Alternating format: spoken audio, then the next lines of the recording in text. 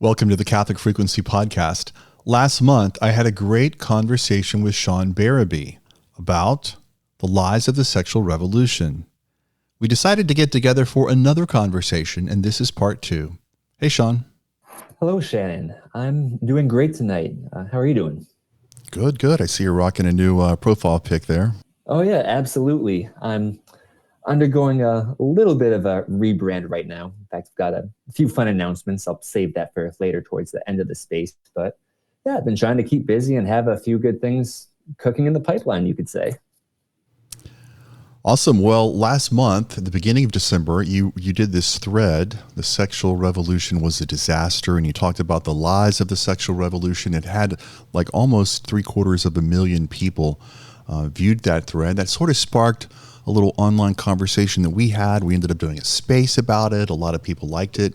And so we just decided we'll keep doing spaces together. And we sort of going to do, I guess we're calling this kind of part two, but it's sort of what the answer is, right, to the lies we were told so many decades ago. Yeah, most definitely. I mean, I have to say, I've been doing spaces here on X for almost a year now, and the one we did last month was easily in my favorite of all time. And yet for that alone, that told me, one, I need to do more spaces with Shannon. That was our first one, and first of many more, as we've been saying.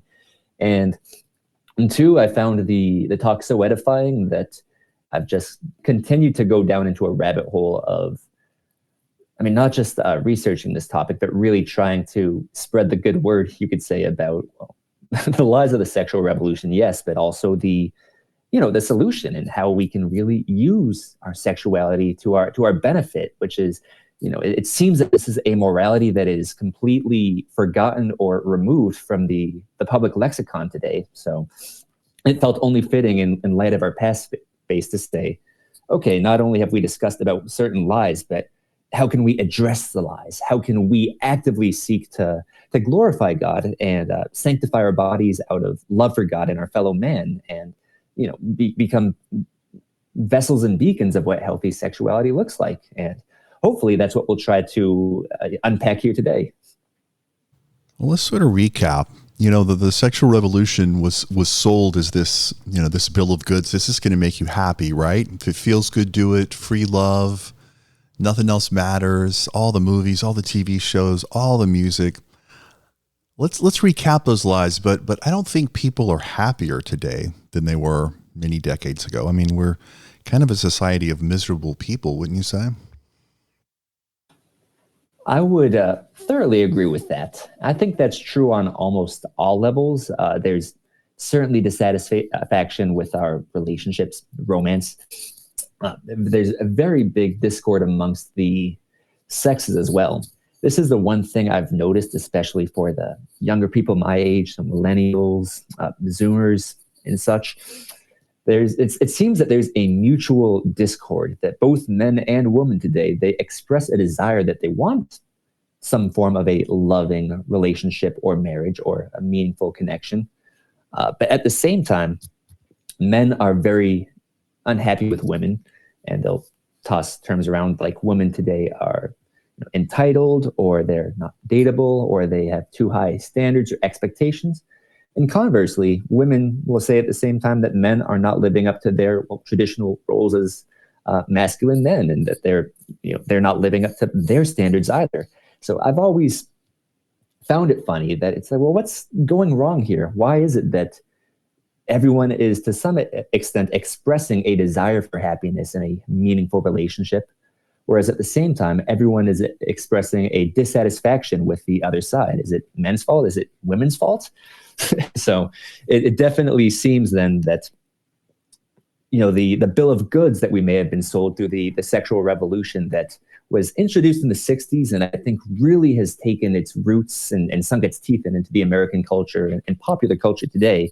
I think that a lot of these lies are what is fueling to the mutual unhappiness amongst the sexes today in the realm of relationships and sexuality.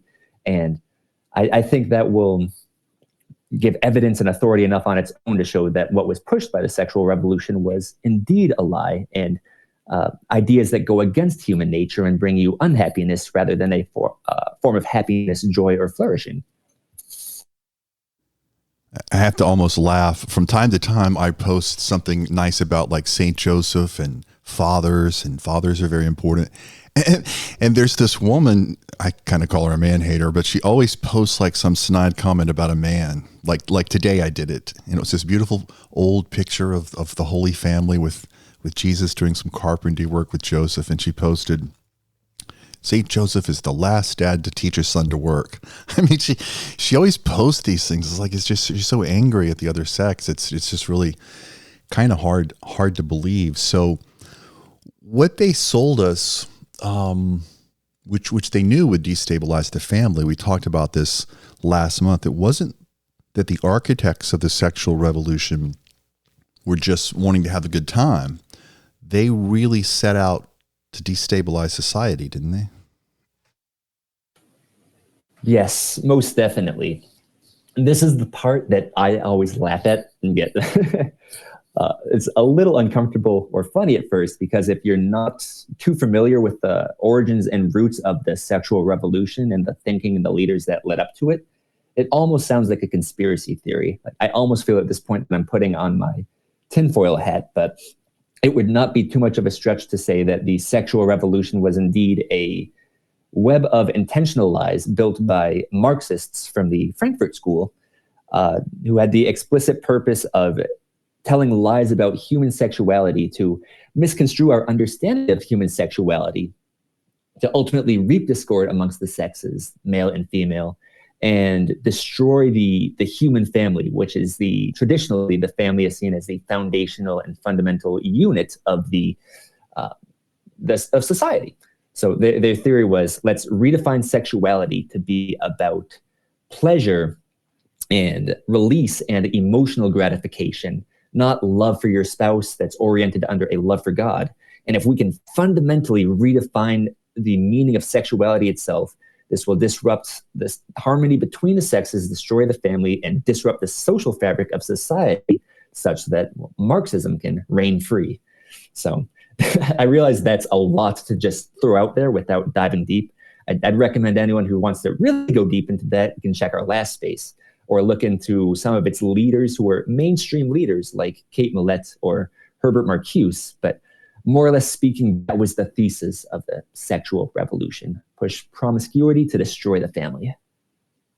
Yeah, the sexual revolution normalized promiscuity. It's hard to almost put ourselves back in the mindset to go back a few decades, but it used to be scandalous to be promiscuous. It used to be frowned upon by society.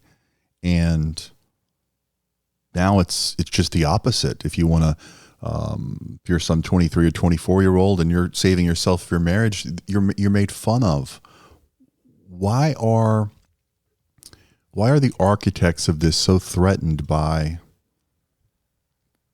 morality, for lack of a better word?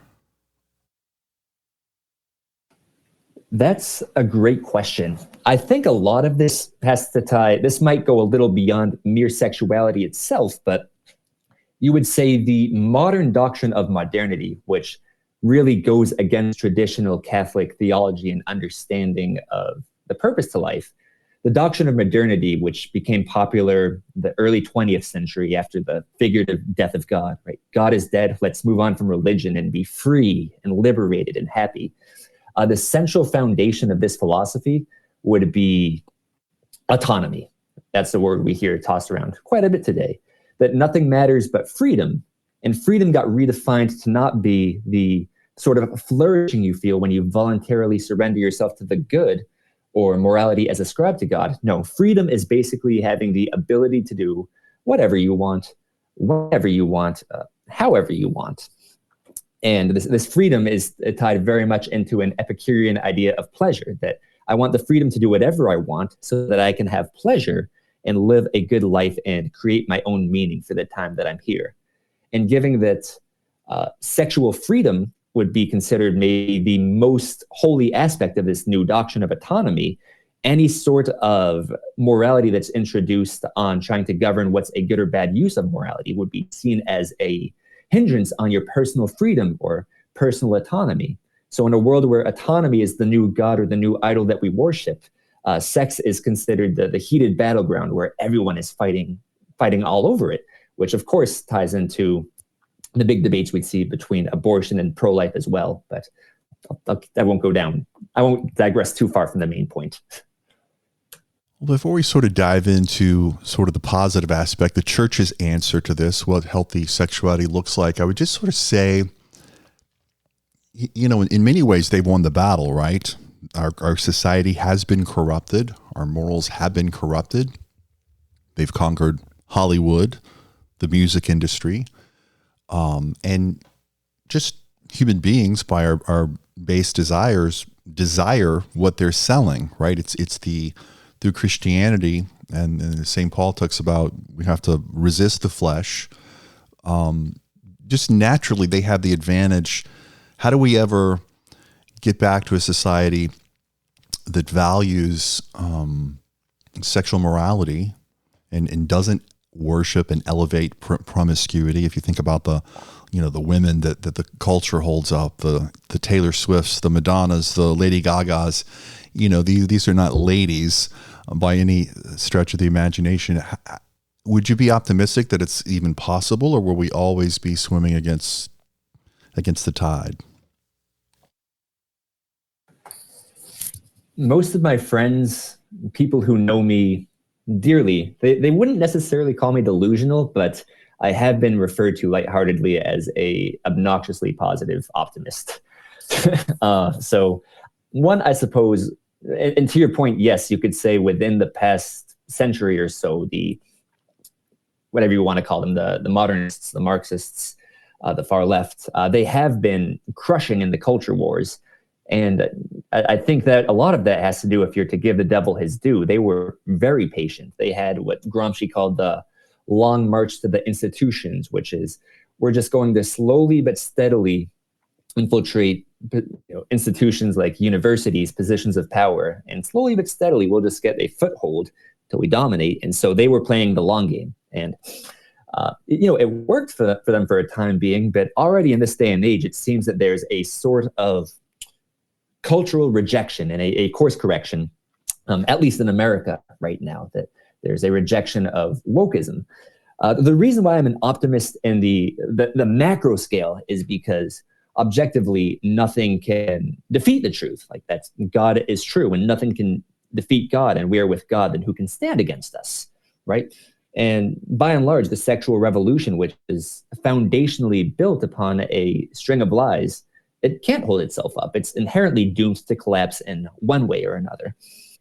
As far as perhaps the best actions to take to orient ourselves, I believe above all else, and this is a bit more anecdotal as far as what's worked for me, it always comes back down to something that is frustratingly simple, but at the same time, I think inconceivably underestimated by all of us, which is really the power that we have to enact remarkable change and transformations in both ourselves and the world around us by simply adhering to the simple duties of Christianity. Above all else, the golden rule, love God with all your heart and thy neighbor of thyself.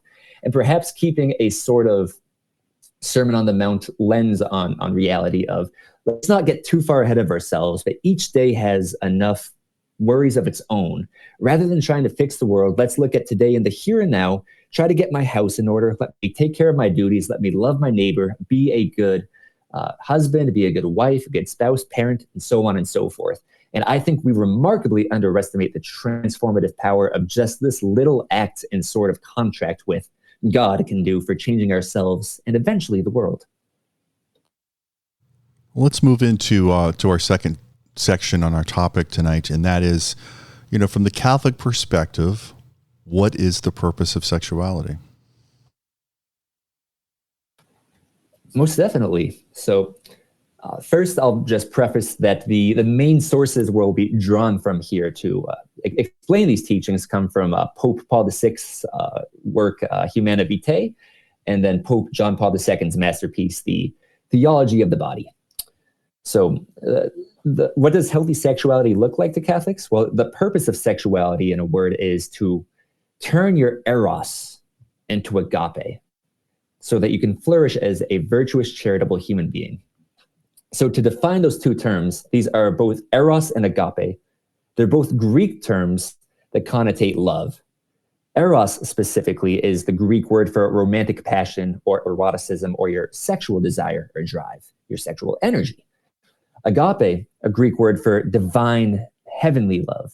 You can think of this as the love that is the essence of God, or the love that is expressed as willing the good of the other, or as John Paul defines it, the love that is a gift of self. So the purpose is learning the morality of sexuality, so that you use your sexuality, your eros, to channel into agape, into unconditional love, that you become and embody a beacon of charity above all else. For people who don't know the theology of the body, this is a very interesting. So in Rome, every Wednesday, the Pope has what they call the Wednesday audience, or he comes out at St. Peter's Square and he delivers a message, a little reading, and it's read in multiple languages. And for 5 years, sort of at the beginning of his pontificate, from 1979 to 1984, he did a series, I think it was like over 100 talks, where he talked about the theology of the body, and they've compiled this into some works. I'll try to find a link and post it before the space is over. But you're right, this is like one of the seminal works of John Paul II. And then, as you referenced, Humanae Vitae was a very controversial. Is it an encyclical or an exhortation? I always get confused. I think it's an encyclical from Pope Paul VI. Basically, he was kind of, I think, expected to come out and say contraception's okay. I believe there were a lot of theologians on this committee, and they all sort of recommended, and he sort of shocked the Catholic world from what I read about it. Can you address that at all, Sean? Just how countercultural, Paul VI was in that. Yeah, most definitely. The introduction of Humanae Vitae, you could say it drew a lot of, I don't know if scandal is the right word, but certainly uproar and controversy, specifically because, above all else, he rules on a lot, but the biggest one seems to be that he spoke out against contraception. And it's almost understandable, I think, at first, why a critic of the church might say, okay, the Catholic Church is antiquated or outdated or stuck in the past. Like, what's wrong with using contraception, especially if there's a couple who genuinely does love each other, like a married couple even, and they just want to, responsibly express this love for another without risking children. What's really wrong with that? And I don't want to get too ahead of myself, but we'll get down into, I guess what is quote unquote wrong with that, but more specifically, how adopting a stance that perhaps permits contraception roots fundamentally redefining human sexuality and straying from God's plan. But I think without getting too far ahead of myself, the main two principles that emerged out of these documents as far as what is sound morality on Catholic sexuality, they said that sex in the conjugal act is essentially moral if it's, one, expressed in marriage, thereby strengthening the unity and the bond of the husband and wife, and two, if it's open to the possibility of creating new life. And of course, it's that second point that really drew the air.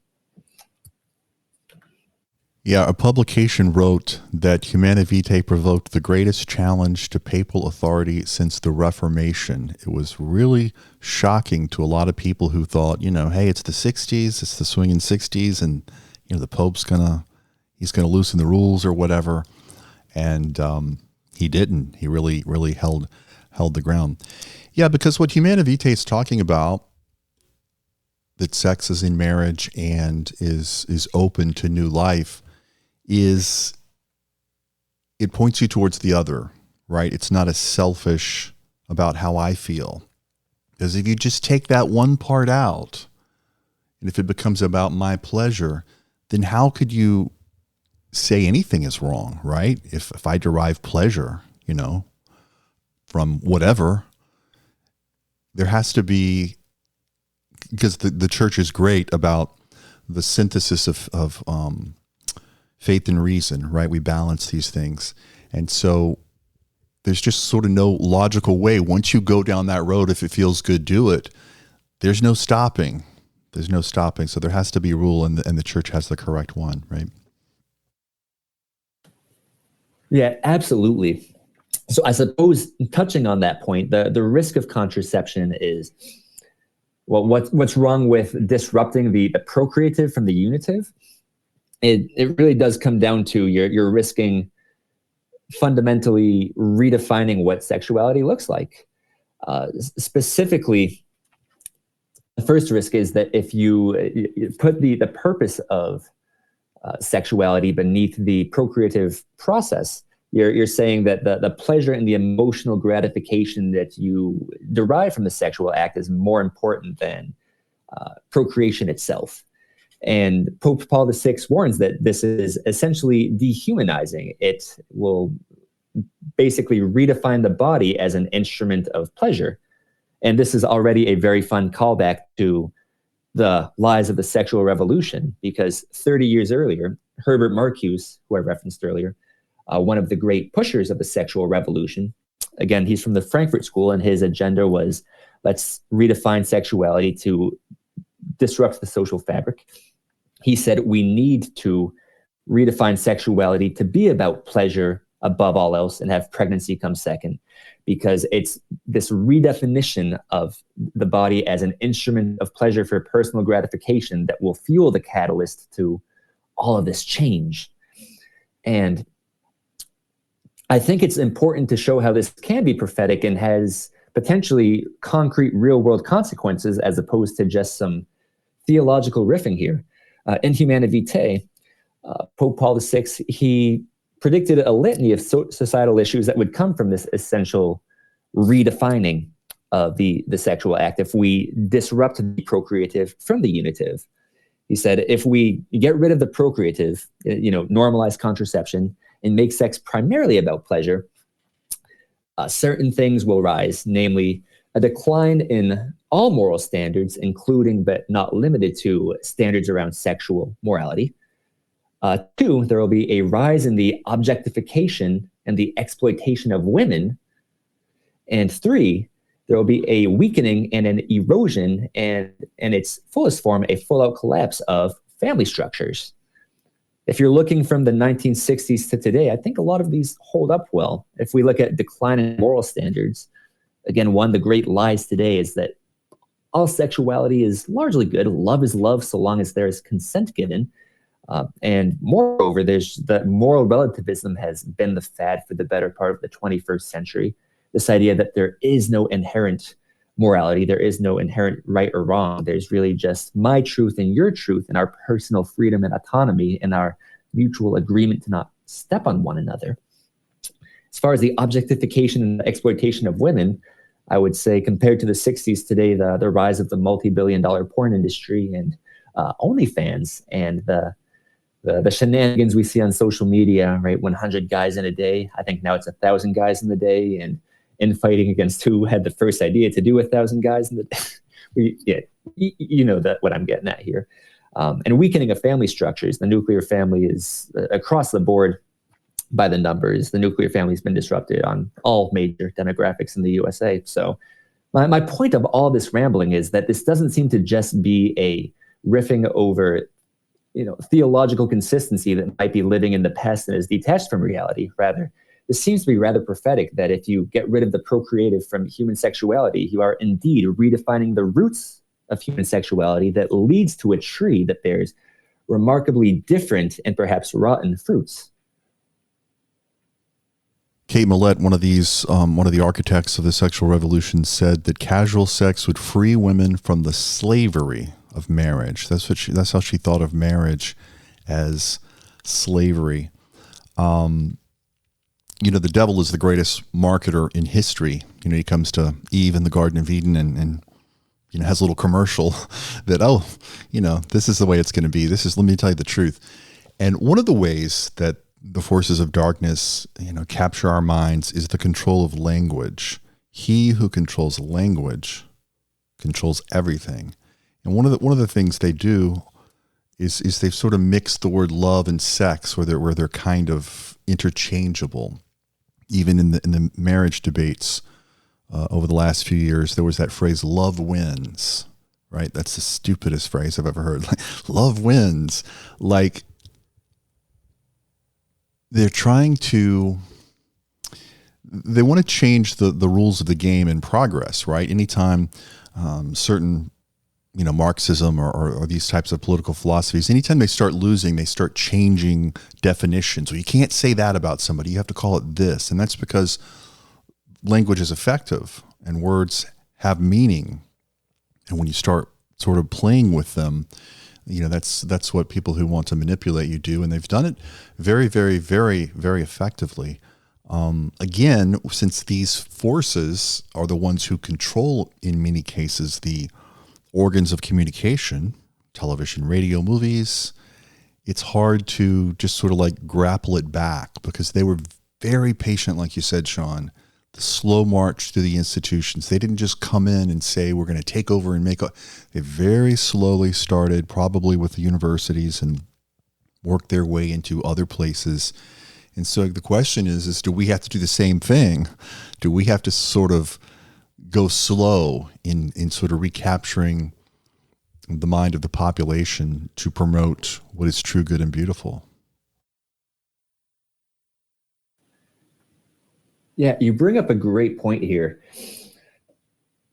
I'm not sure if it's necessarily, we have to go slow. By all means, if we can go faster, let's do it. But I think, to your point, the main idea we're getting at here is, in all likelihood, the reality is it probably will take time.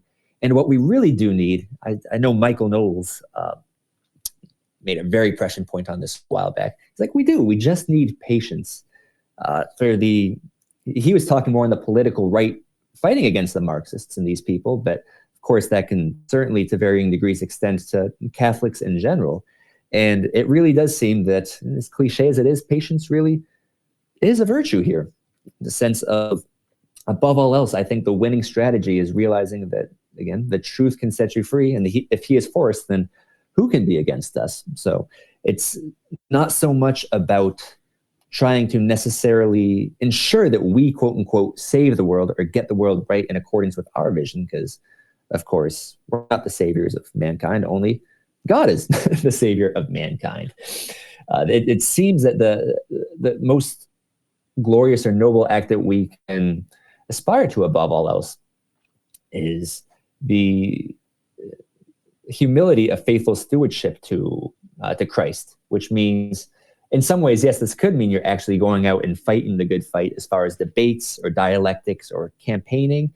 But it seems that we need not get distracted from we need to let these worldly tasks and missions distract us from our main and primary task, which is discernment to God's plan for us, the vocation he has planned for each and every single one of us, and faithfully adhering to that plan. And I can just say anecdotally, to the extent that I have, in fact, probably most of my faith of Catholicism, the most fruits it's given me in life, as someone who was cradle Catholic, left for a little bit and returned the prodigal son in his mid-20s. The best thing that it probably did for me, the Catholic faith, was learn for me to stop saying, Lord, give me this in prayers, Lord, give me that, or help me achieve this, even if it was for a noble cause. Instead of Lord, give me, it was trying more and more to aspire towards the posture of thy will be done. What would you have me do? And I found that to the extent that I'm able to try to live my faith in that posture of serving him, I find that not only does my own life personally improve more, but the world around me seems to have improved far greater than I ever could have imagined or conceived of otherwise, that I almost consider it a miracle. It's like when I look back at 20-year-old Sean about a decade ago and all the things he wanted, which were, I'd like to think, kind-hearted and noble of intentions, I say, oh my, thank God that never came to be. I did not know what I wanted back then for myself or anyone around me. So I think there is a beauty in the humility of having these intentions of willing the good for the other and for the world, but above all else, realizing that it's our primary vocation is faithful stewardship to the great plan of God Almighty above us. Willing the good of the other. That's the opposite of what the architects of the sexual revolution intended, and people on that side kind of get mad if you're not like promiscuous, right? They want to go after every form. For example, there's a lot of people that want to chip away and say, well, the Catholic priests shouldn't be celibate. That's what's wrong with the church, right? They're trying to attack chastity. They're trying to attack celibacy. Can you maybe talk a little bit about that and maybe explain what is the difference between celibacy and chastity? Yeah, most certainly.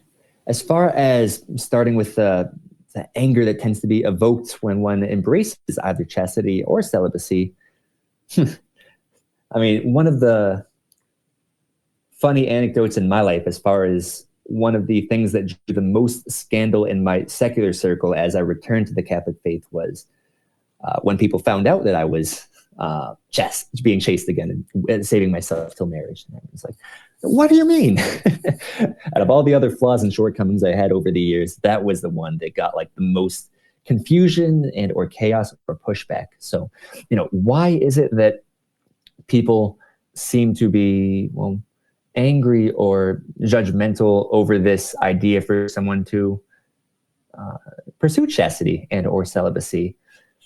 My guess as to part of it is it has something to do perhaps with natural moral law, in the sense that, regardless of what we say and consciously articulate and try to do, we can't escape our human nature. And if there's an inherent morality to human sexuality that is in accordance with our nature, if we transgress upon this morality, we're going to be miserable. A dear friend of mine, I feel bad for her, outside of the faith and struggling a lot. I was asking her, she was a OnlyFans girl, and asking her like, oh, how is this doing for you? And she was trying to be honest, but she basically said, well, sometimes it's tough for me, but I think that's just my internalized misogyny, which just made me laugh. I was like, no, it's because you're hurting yourself, you poor girl. I still pray for her.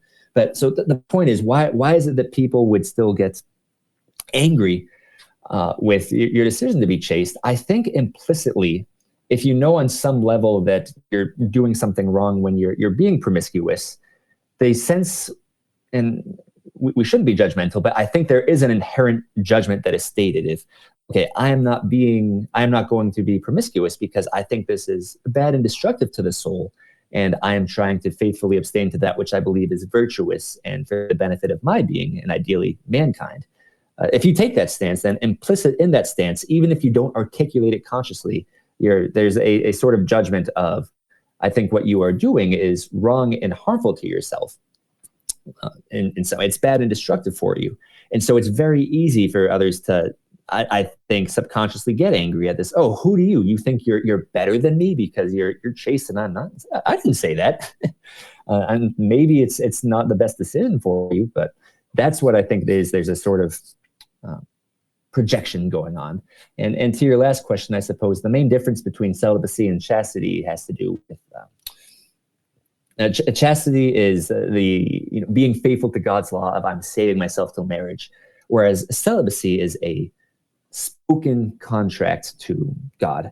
Maybe this is getting too far ahead of myself, but celibacy it's not just I'm waiting for marriage. It's a renouncing of human sexuality and starting a family in anticipation of the divine marriage that you'll have with Christ. So to be celibate, you have to make this proclamation with full knowledge and consent of knowing what you're signing up for and what you're giving up, namely sexuality and the joy of union with a spouse and children.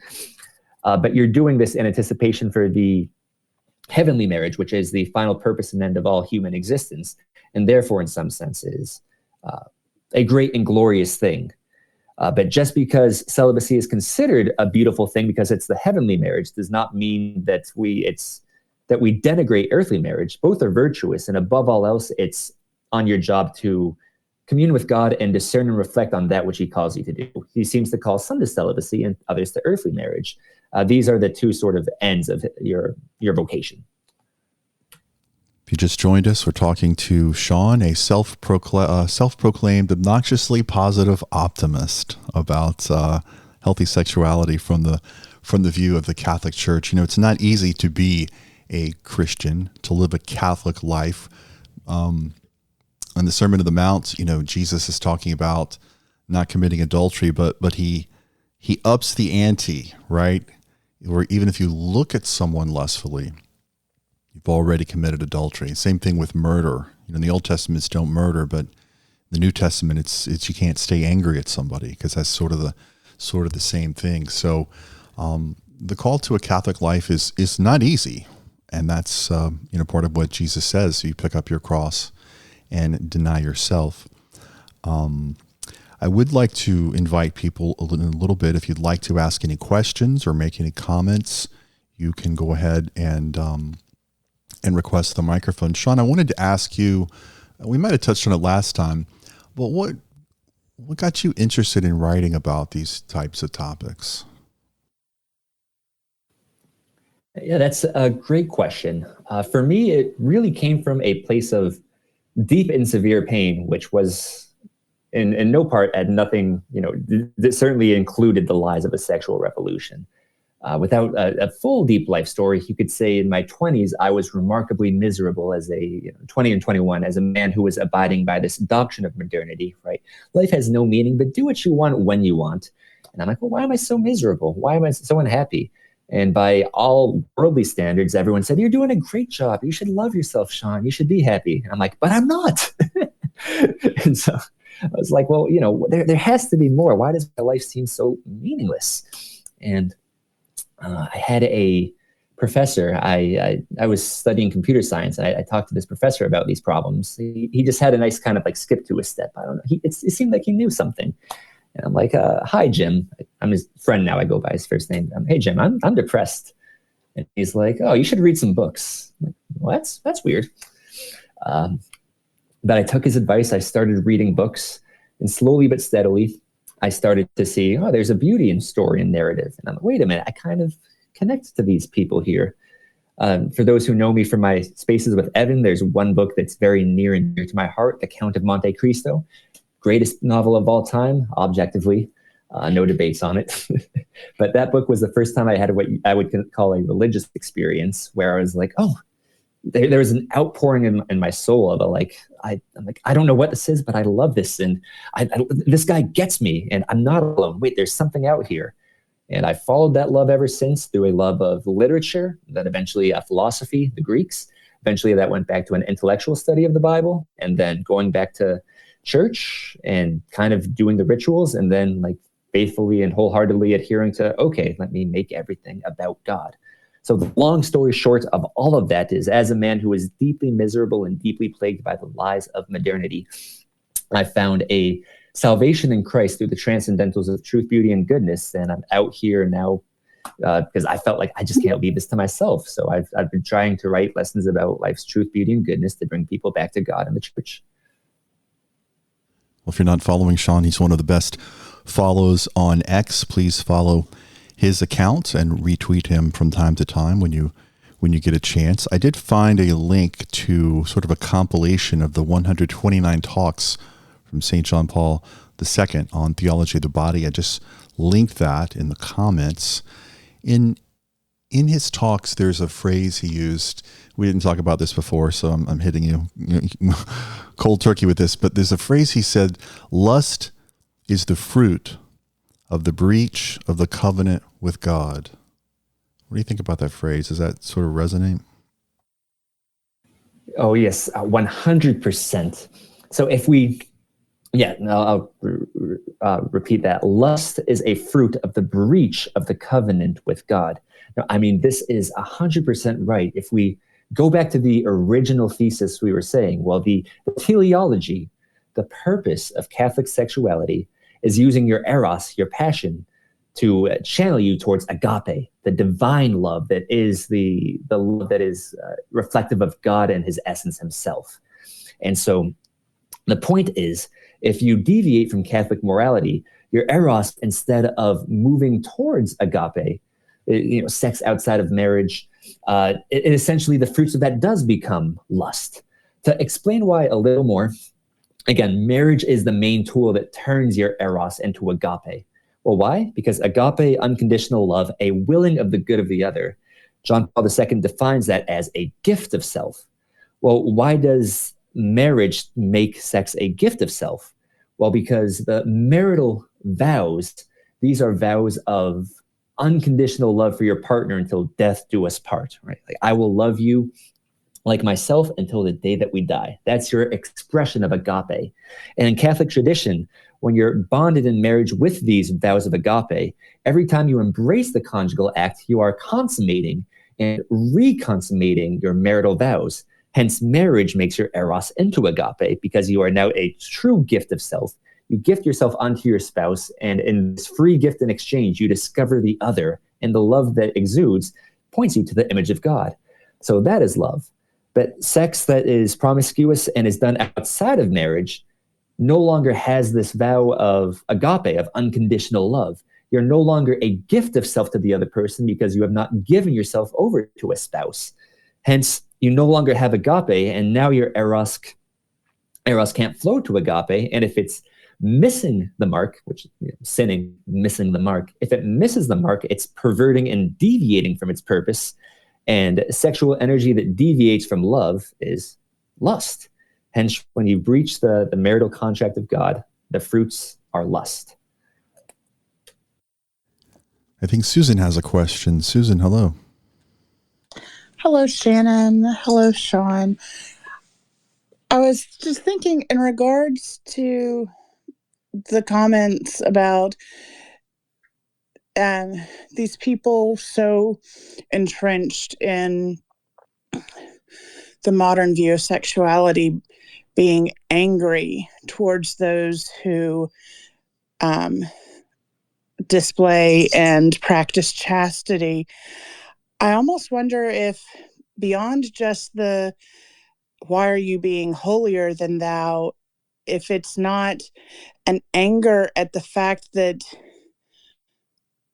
they see people who practice chastity being happy in that, and that almost holds up a mirror to them to then see how unhappy they are in their immorality. So that anger is coming out because they're having to see how wrong and how miserable they are. Yeah, I think that's 100% spot on, Susan. That mirror analogy you drew, I think that's perfect. As a little anecdote, I also live in Atlanta, and historically have not always lived in the most safe neighborhoods, to say the least. And there's a lot of, unfortunately, drug addicts who wander the streets. And if you're walking by, you're encouraged by all the locals of like, don't make eye contact with them because they're, well, and when I'm saying drug addicts and people in the streets who, are not in their right mind and they're angry and cussing and cursing. You've probably seen videos of this type on social media. And well, when you wonder, why is it that you may not want to look at someone and make eye contact with them who's hurting and suffering?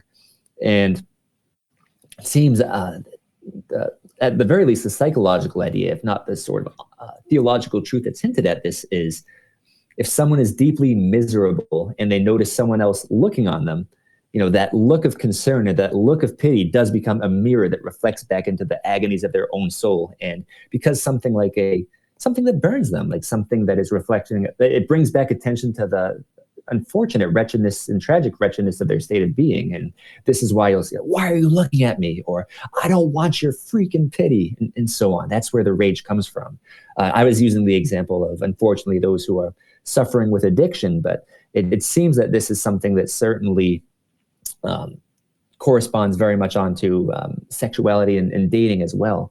You tend to notice this is, I don't necessarily agree with this holistically or wholeheartedly, but there is a certain meme, and I think it's more popularized by the red pill community, who I'm not in the least bit a fan of, but they talk about a bitterness of older women towards younger women, who might be happier in marriages and saying something like it's not going to last, or they're going to leave you. And I guess it's the same idea that I'm getting at, is it's this anger seems to be a projection at whatever sort of anger or hurt that they're actually expressing in themselves. So in many ways, I think that's just a wonderful reflection that to the idea that you pursue God, the virtue or the joy that you exude, in some ways it is a sort of perhaps coal on the pain and the hurt of others who have their pain or their unhappiness as a product of their wickedness. And what does Scripture say?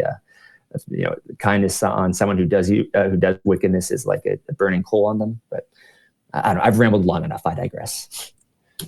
You're the co-host. You can ramble all you want. Just a reminder, when we're going to just have a few more minutes, but as soon as this conversation is over, I'm going to restream our first space we did last month called The Lies of the Sexual Revolution. So if you've been enjoying this conversation, we'll be playing the one we did that sort of started this all, which was based on Sean's wonderful thread that got 740,000 something views back on, I think it was early December, on this thing where sort of he spells out the architects, Kate Millett and some of those people that wanted to, what was she called, Sean? The Karl Marx of the, what was it?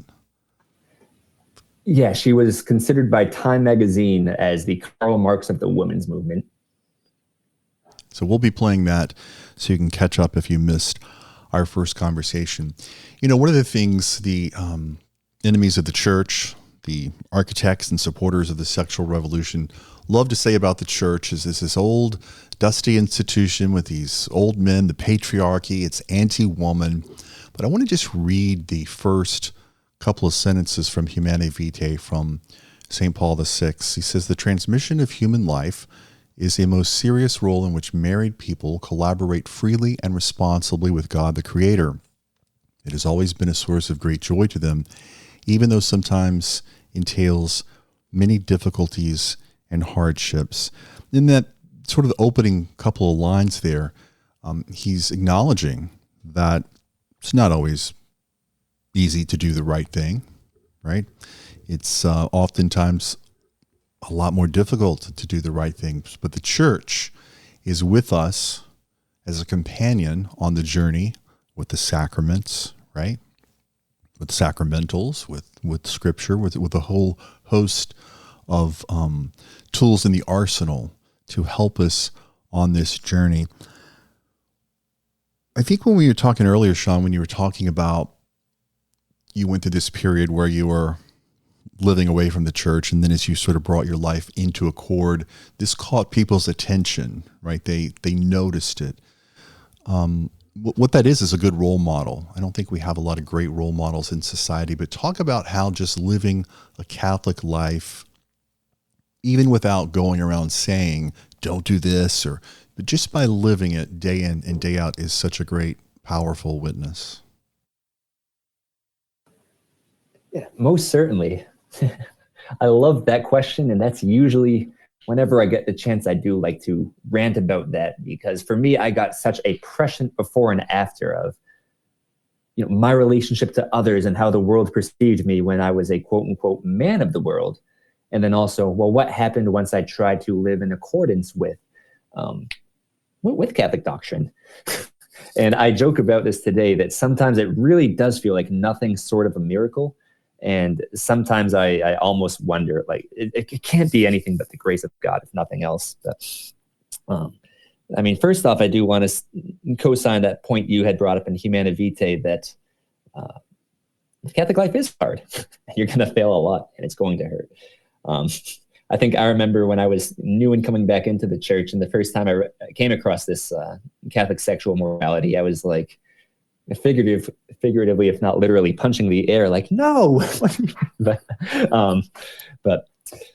I think the very beauty of Catholicism is specifically because of how difficult it is, and the reality that you realize, or at least what I realized, and I'm certainly no special, I'm way behind in you guys, so you've already known this, but the reality is, no matter how hard it is, the greatest joy and discovery is whatever challenges are thrown your way, the strength that Christ blesses you with is stronger, that you quite literally, you're not guaranteed an easy life, but you are guaranteed the strength to overcome all the horrors of the world.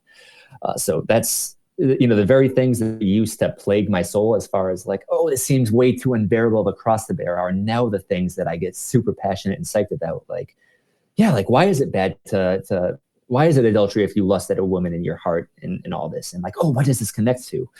But to your point, I guess, as far as I think the biggest reason as to what settled my hyper skeptic faith of like the final leap of why is Catholicism specifically the truth, it really was just an undeniable realization of how the world started to perceive me.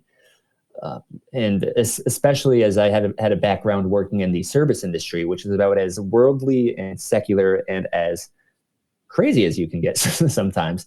And I have lots and lots of love for all of my coworkers, but as worldly as it can get, it's funny how much people naturally began to gravitate towards me the more that I opened up and just naturally sought to embody Catholic teaching.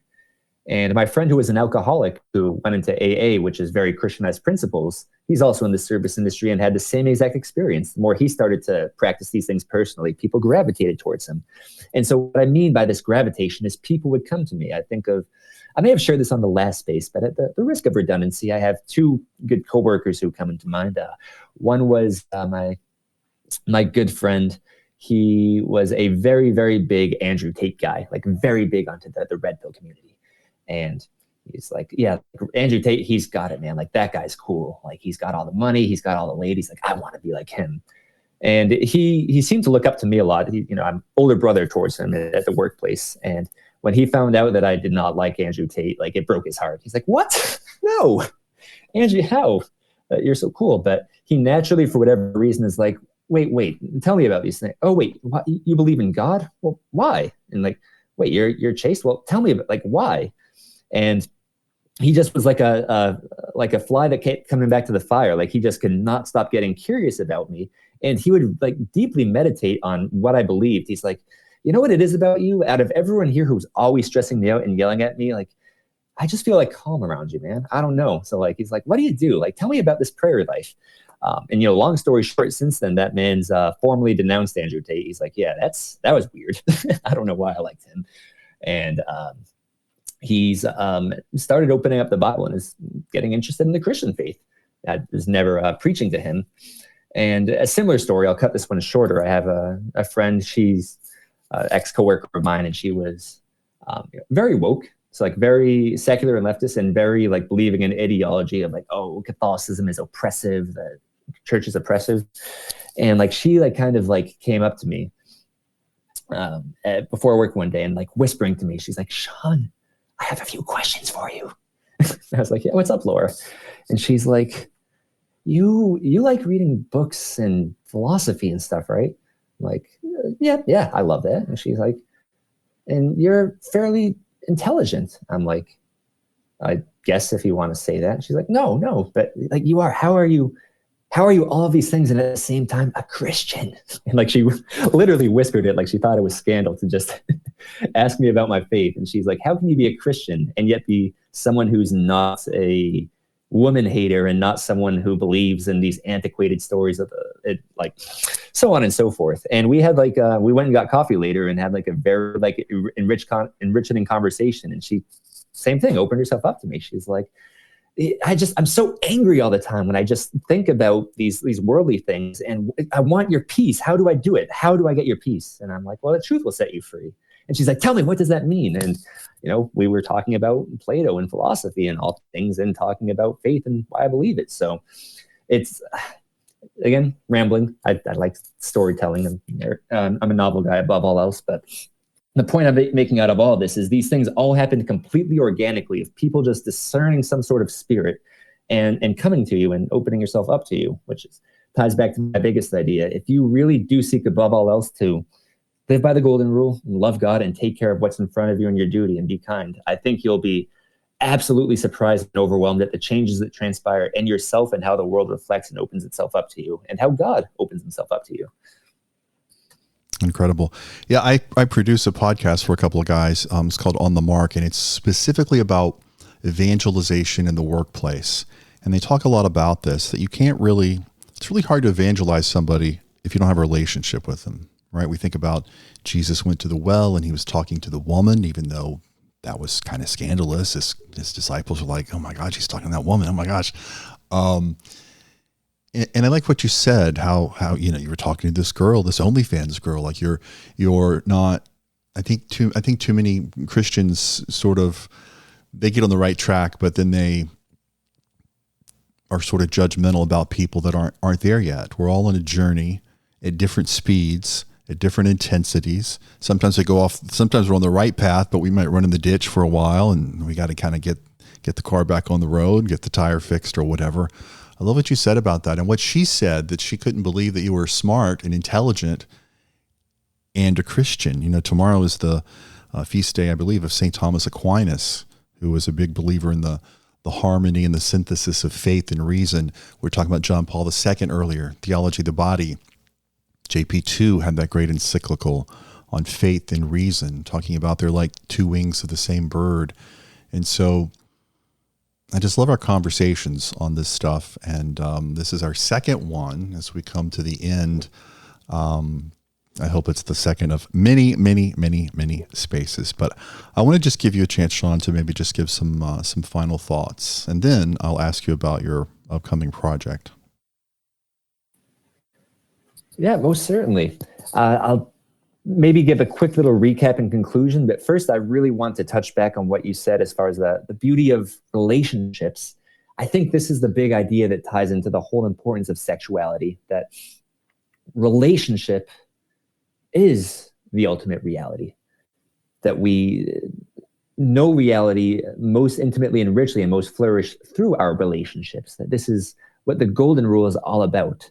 Love God and love your neighbor. And so it's the relationships to others and your gift to them that really enables you to flourish and have a wonderful transformation of ethos, a transformation into a joyous spirit.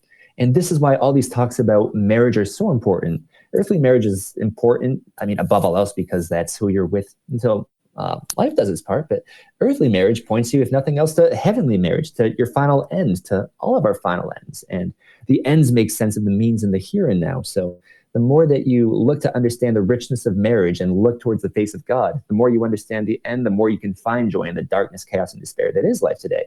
I may be known as a obnoxious positive optimist, but I like to think that's because I also have an obsession with studying pain and suffering. I love Dostoevsky, and they say you can't fully comprehend the good news of the gospel until you first understand the dark night of the soul in Gethsemane. But this is the glory, is that no matter what evils are thrown at us, there is a promise that he will give us the strength to overcome all of it, and in the end, he will win. So yeah, had to touch on that. And to your point, as far as how we might want to finish this, the conclusion, I guess, if we were recapping it, one, again, this might be a little bit of poetic license, but I just want to share a little story, a Chesterton quote I love as far as that really brings you to the idea of the beauty of procreation and babies. This is from Chesterton's article, The Defense of Baby Worship. And I think it just touches something on the magnificence and the sanctity of why it's important that the sexual act keeps procreation, and what's so wonderful about babies, and how this openness to procreation and this denial of contraception restores your union and orients you to the miracle of life in God himself. Chesterton writes, "The fascination of children lies in this, that with each and every single one of them, all things are remade, and the universe is once again put upon its trial. We ought always to primarily remember that within every single one of these little heads, there is a new universe, as new as it was on the seventh day of creation. In each of those orbs, there is a new system of stars, new grass, new cities, and a new sea. Creation is made anew." If nothing else, this seems to be the end of all human sexuality, is to be faithful stewards of God and his grace and his goodness, and to be fruitful and multiply. So above all else, sexuality is about turning our eros into agape, to unconditional love, to see the face of God and procreate new life as a cosmological affirmation that life is indeed good, virtuous, and joyous.